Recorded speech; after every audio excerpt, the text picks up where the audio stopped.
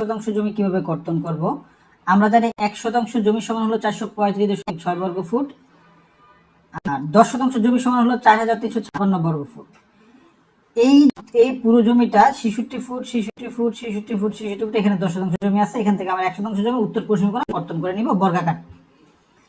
1% জমি সমান 435.6 বর্গ ফুট, এটাকে আমরা বর্গমূলে ফেলে দিব, রুট ওভার বর্গমূলে ফেলে দিলে আমাদের বাহুটা চলে আসবে 20.8710।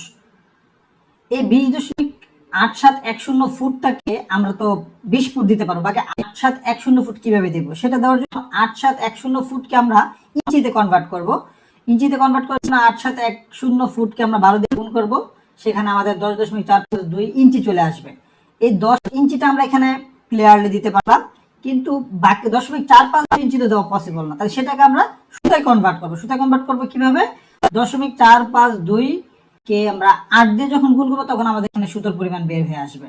তাহলে আমরা পেলাম কত? প্রত্যেকটা বাহু 20 ফুট 10 ইঞ্চি 3 সুতো করে, উত্তরের বাহু 20 ফুট 10 ইঞ্চি 3 সুতো, এবং প্রত্যেকটি বাহু সমানভাবে হলে এই 10% জমি থেকে আমরা 1% জমি বর্গাকারে কর্তন করতে পারবো। ধন্যবাদ সবাইকে।